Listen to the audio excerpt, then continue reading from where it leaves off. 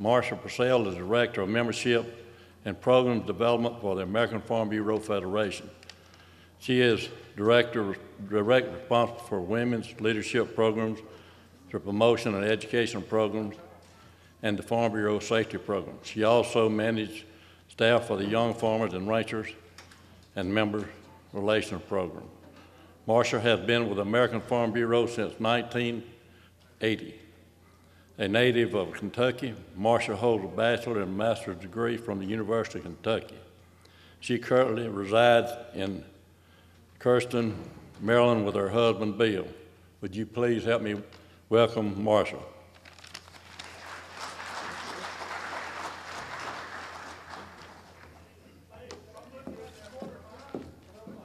Good afternoon.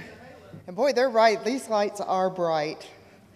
It is just really great to be here, and it's been a great day already as I've watched the young people in Farm Bureau step forward and speak out for agriculture, and I know you're very proud of them just as I am. It was a great morning to listen to them. And I'm here to say to you that I'm here to thank you for who you are and what you do in Farm Bureau and in agriculture. You're the ones who produce the food and the fiber and the fuel, and then you also find time to donate your time and your skills to Farm Bureau and to other community groups all around, well, in the community and all across the state. So you're really special people to me, and those of you who are listening know, if you do the math, I've been around Farm Bureau for a while. Actually, I'm going into 35 years and working for Farm Bureau, and I did this by choice. I did not grow up on a farm. I grew up in a small town in western Kentucky, and when I interviewed for my job with Kentucky Farm Bureau, I remember coming out of that interview and thinking, I didn't know a job like that existed, and that's exactly the one I want. And then I was afraid they weren't going to hire me. So it's been a wonderful time working for Farm Bureau, and I always enjoy coming back here. I've been here several times, and I really appreciate the hospitality that's always shown when I come back here. We in agriculture face a lot of challenges each and every day, and you have shown what you can do in being successful when we face challenges by what you did with Initiative 31. What a great effort that you put forward, whether it was just voting or whether it was encouraging other people to get out and make this initiative a big issue in your community. You made it happen, and you've already heard how important that was to Farm Bureau and to agriculture, and I congratulate you for what you've done. Those things just don't happen. They happen because of you. But we're constantly looking at what is the next challenge, whether it's on the regulatory front or whether it's on the legislative front, but they're always out there. And then you have challenges right there on your own farm. How are you going to meet those challenges? How are you going to pass the farm on to the next generation? And I just want you to know how much I admire you for your perseverance, whether it's with weather issues or economic issues or legislative or regulatory or economic challenges. You're always there, and you find a way to persevere. And I salute you for what you do. One of the big challenges that we run into in Farm Bureau, well, not just in Farm Bureau, but everywhere, is change. Just think of how agriculture has changed over the last 10 years, 20 years, 30 years, and on. It's so different than what it was. And yet sometimes it's hard for us to deal with that change and be able to relate to what's happening around us. It's tough, but it really can be an enjoyable thing for us as we deal with agriculture. One of those, I've already heard it, well, I first heard it suggested last night, and I've heard it again today about our need to educate our consumers. They're getting further and further removed from the farm. And it's so critical to us, but I will tell you something that I think is a cool thing, and that is how the movement has gone to local, buying local. What an opportunity for you to help those who aren't involved in agriculture to understand what agriculture is all about. We did a survey, a few years ago, of consumers to try to find out what it was they wanted to hear. And we talk a lot about educating consumers. Here's a little tip. Consumers think they're educated. They think they know about agriculture. What they want is to be engaged. So as we're looking at how we can reach out to consumers, what they want to do is they want to meet you.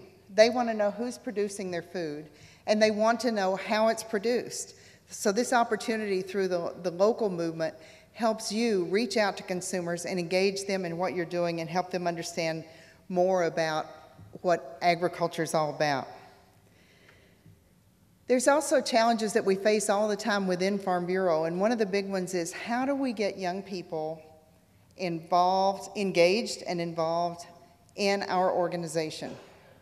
Because we all know that we're not going to survive very long if we don't keep bringing in the next generation to take on leadership roles in the organization.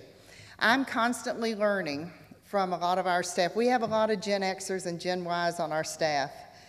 In fact, I was laughing earlier today, our name badges on our doors in our office indicate the year that we started with Farm Bureau. And obviously, I started with Kentucky Farm Bureau in 1977, so we have a lot of staff people that were not even born the year I started. And so I'm constantly learning from them. And just to give you an example, just recently we were working on a logo design for a program we were doing, and there were two different designs that had been proposed, and one was big primary colors, and I just loved it. And the other was more muted colors, but it had the little conversation bubbles around it, talking about different things, and to me, I thought that was pretty boring. So thinking that I knew it all, I passed it around in our staff meeting, which is about 60% of the staff in that meeting were Gen X and Gen Yers. And I said, just mark on the bottom of the sheet which one you think is the one that would attract your attention. And boy, was I surprised when they came back. And I found out that only 2 people, probably me and the next oldest person in the group, thought that that one with all the primary colors was the one that would really attract the attention of the young people. It wasn't. It was a totally different design. And that taught me a very valid lesson that I need to listen and I need to see what it is that attracts young people. It might be something as simple as changing the time of a meeting so that more of them can come to a meeting, or changing the format of a meeting.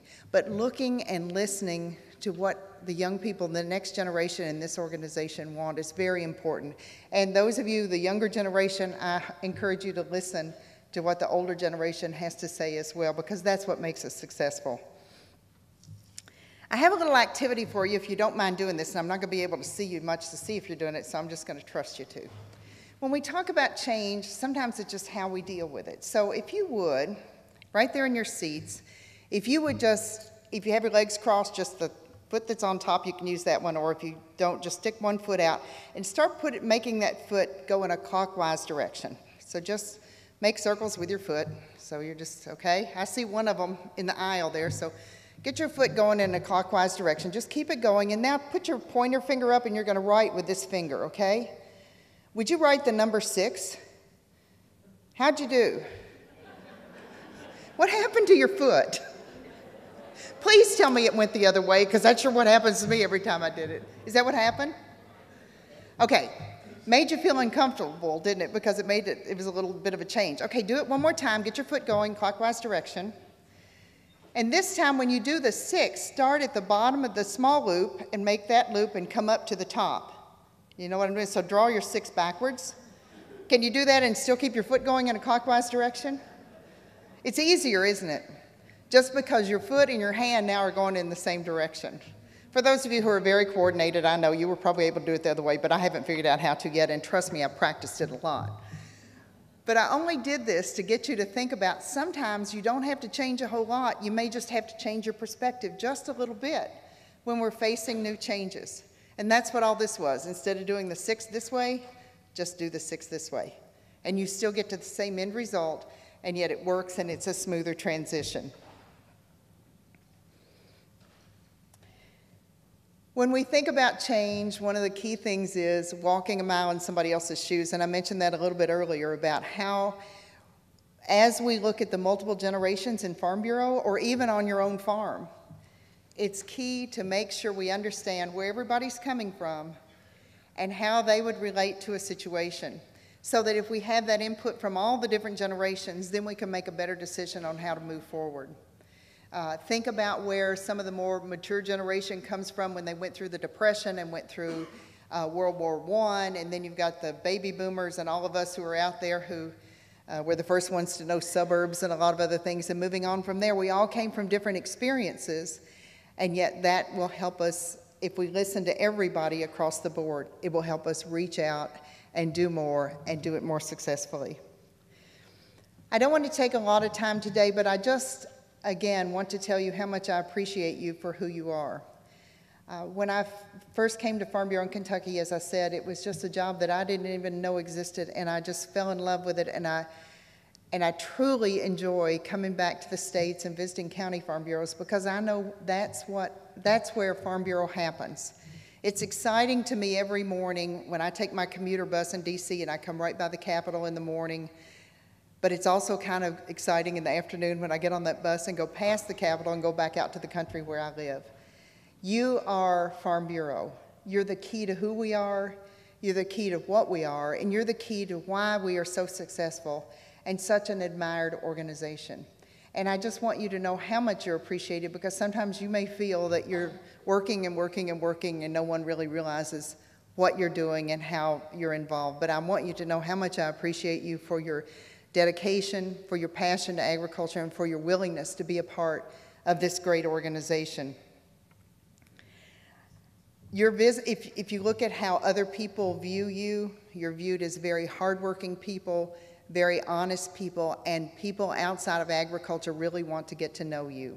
So every opportunity you have to talk about who you are, to talk about your farm, to talk about Farm Bureau and what it's done for them, and things just like the eminent domain issue, what Farm Bureau has done for them and how you've been a part of that just helps them connect with you, and it helps them be able to show you how much they appreciate you for what you're doing.